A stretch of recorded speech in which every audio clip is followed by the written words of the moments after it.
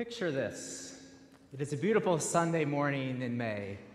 A day a lot like today. It's clear, it's sunny, it's 70s, no humidity.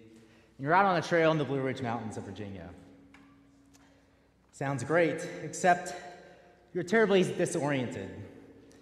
You're on the trail and you think you're going the right way, but you're not sure. And every now and again, it seems like maybe 5 minutes, or maybe it's more like every 20, you come across yellow ribbons like this hanging from the trees.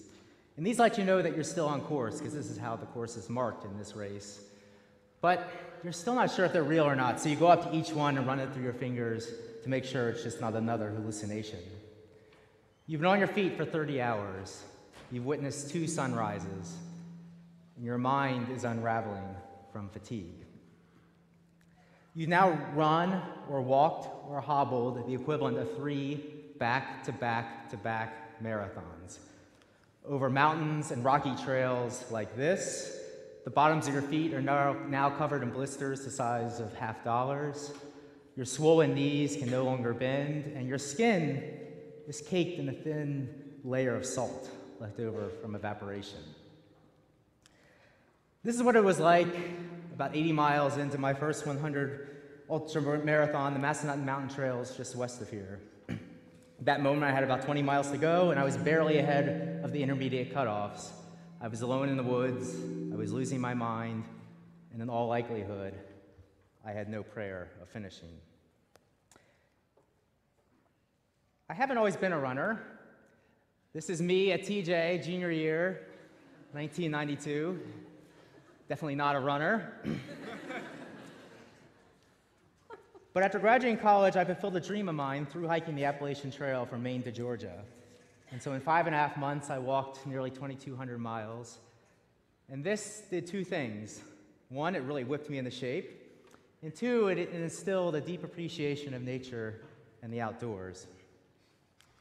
The idea of ultramarathons, that is, runs longer than the traditional 26.2-mile marathon, was not foreign to me either. My dad was an avid ultra runner, and so I kind of grew up with it, so I was aware of the notion. And so after I did the Appalachian Trail, I thought, wow, I'm in great shape. Why don't I give this thing a try? So I thought I too could do one of these crazy foot races. So in 1999, at the age of 22, I started running ultras.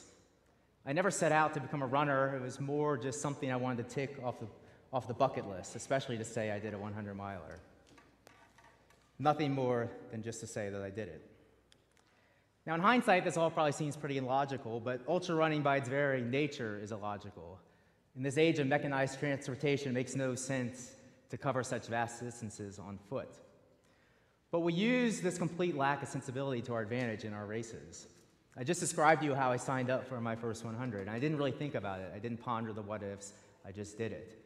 And that idea of jumping into an adventure, come what may, is a common trait that we ultra runners share together. Once we're out on the trail and we kind of realize what we got ourselves into, we employ different mental tricks. And these come in the form of small incremental goals that come in the form of aid stations like this. These are spaced anywhere from 6 to 12 miles apart on the course. And the bags you see there are bags that runners have left. You plant that before the start, and you put things you want in there, so any particular food that you want, if you want to change shoes. And these are stocked with volunteers that will wait on you hand and foot. And so you get into an aid station, and it's just like a pit stop in a race car. You need to refuel, you need to eat, you need to refill your running pack, you can take care of blisters, you can change shoes, change tires, as it were, whatever. And all the while, you're being waited on hand and foot by the best volunteers in the world who lie to your face saying that you look great. There's lots of food. Sometimes, if you're lucky at night, they have hot food like bacon. And so getting into an aid station is a tremendous deal. But I think the symbolism of this is even better than the fuel because, again, these are our incremental goals.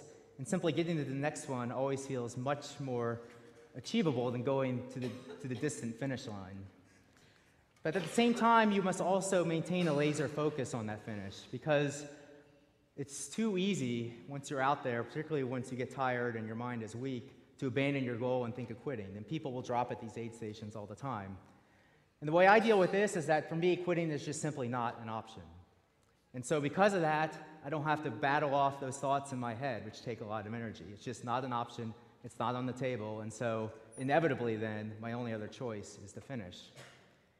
And that's how I ultimately found my way to finishing the Massanutten that year. After 35 hours, 44 minutes, and 2 seconds, I finished in last place, the 60th finisher out of 101 starters. I told you, it would be nice to say at this moment, this was the happiest moment of my life, but honestly, there were two things that came into my head. One is that I'd actually done it, and two, I would never have to do that again. Again, that box had been ticked. But I also told you that we ultra runners are an irrational bunch, and in fact, tomorrow morning, in a little less than 18 hours, about 17 hours, I'll be towing the line at this race again for the 16th time, hoping once again to finish sometime on Sunday. This is the buckle you get. I'm wearing the one from that race. This is what we traditionally get for finishing these, and don't ask, that's a whole other story, but we get these buckles. And the shiny silver and gold is nice, but it's not the reason why I do these things.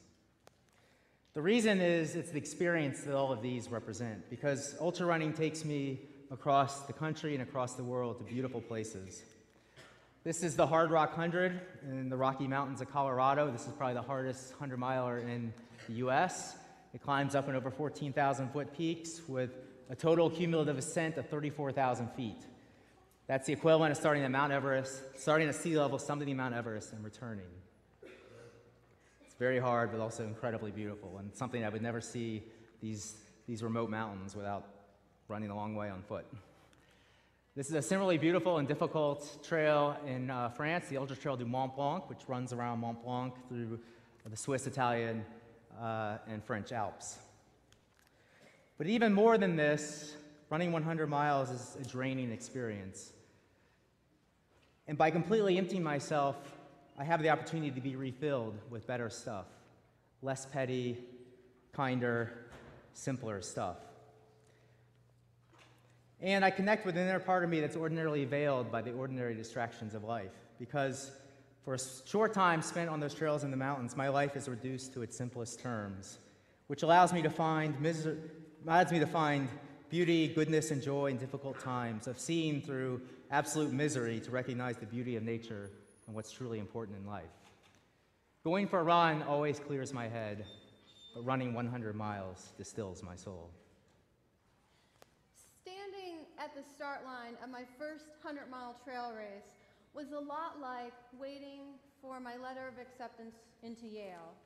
I had done so much work to realize a big dream, and the final waiting was full of hope, fear, and jittery nerves. When I was not much older than many of you here, I sent 5 applications to the top Master of Fine Arts painting programs in the country at the time.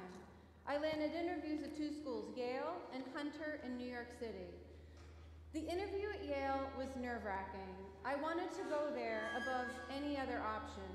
I knew that without a doubt that if I got into Yale, my life would be complete, and my future as a successful artist would be sealed. More than anything, though, I wanted to make a difference in the world through art. What I remember most about the interview at Hunter was the first time I stepped foot on a Manhattan sidewalk after ascending the subway steps. The sound and smell and feel of that city were a sensory hit unlike any I'd experienced. It was absolutely a different planet. I hadn't counted on this kind of reaction to New York City, and the possibility of going to school in such a foreign place suddenly became of great interest to me. And this is good, because that is where I spent the next 7 years of my life. Going to grad school at Hunter proved to steer the course of my life in the most positive of ways that today, at 50 years old, I'm still counting. To live in such a dynamic place at a time in my life when I was so impressionable was an incredibly exciting experience. It continues to be and remains one of the highlights of my life. It's impossible to know what life would have been like had I gone to school in New Haven. However, I do know that my second choice path led me on to a fabulous journey in the arts, which is ultimately what I really wanted. That experience of wanting one outcome, but coming to love and cherish another, was exactly how the journey of my first 100-mile trail race played out as well. 5 years ago, I decided to take the plunge and stand at the start line in my first 100. I'd been a runner for 25 years by that point, an ultra runner for 4, and running 100 miles became a very big dream for me. I set my sights on the Bighorn 100 in Wyoming. In 2010, a group of fellow trail runners from Virginia signed up, and I followed suit. I knew, without a doubt, that crossing the finish line of that race would make my running life complete and seal my identity as an ultra runner. But even more than that, I wanted to experience all the gifts that running for an extended period of time over beautiful terrain will bestow. I worked hard to prepare. During the first half of 2010, I finished in the top of the women's field in all of my races. By the time I laid down a fast 9-hour, 50-mile training race, I called myself ready. Up until that race in Wyoming, my running approach had always been the same, to run as fast as I could to the finish. A focus on pace and strategy was my primary experience during most of my races for 2 decades. Just so you know, I have never been a really fast runner, but a tunnel vision approach was how I ran. In the back of my mind, though, I knew I had many good friends running behind me who were likely having a lot more fun, and I questioned whether my approach was giving me the most from running. That is not to say that running fast, especially on trail, isn't thrilling, but there are other joys to be had from our sport. I believe that to prevail in ultra trail running, to enjoy longevity in our sport, you must be open to these joys. Very much like my first encounter with the Manhattan sidewalk, the Bighorns were like another planet. I'd traveled all over the western US, but because the Bighorn 100 leads the runner into such remote country, I was experiencing the wilderness in a brand new way, and I was astounded. I was literally halted in my tracks. I had brought my camera along, and as soon as the field of runners started up the race's first big 7-mile climb, my camera came out of my pack. I was like a kid in a candy store, clicking photos left and right. Suddenly, out of nowhere, in the middle of my way toward reaching a very important dream, I became distracted by a new way of experiencing a race. At 2 points along the course, I ran completely off trail in order to see and photograph what appeared to be a huge gorge off to my left. While I knew I needed to keep moving forward, I was so distracted by the excitement of being in such a beautiful place. Sometimes I forgot to eat. Slowly, my energy reserves dwindled and my place in the race field moved to dead last, though I had no idea. I was having too much fun. There were vast foothills covered in wildflower bloom, incredible, as far as the eye could see. That night, I watched the moon rise out of nowhere from the horizon as if a huge planet were emerging from only a few miles away. I swear I thought we were going to run right into it. The starry night sky was the most intimidating I'd ever seen. It was as holy as it was terrifying. I had never felt so alive or blessed.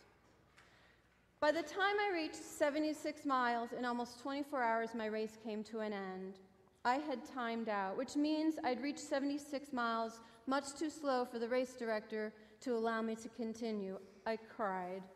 My huge, beautiful dream had not been reached. My first DNF, did not finish, happened during an expensive race I was fully prepared to handle.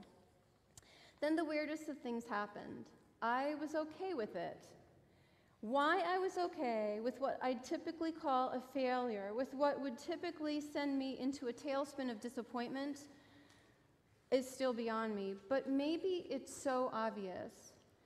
I'd experienced a race in a way so different than what I was used to, or more to the point, that race brought me to what was so special about running on a trail in our exquisitely gorgeous world.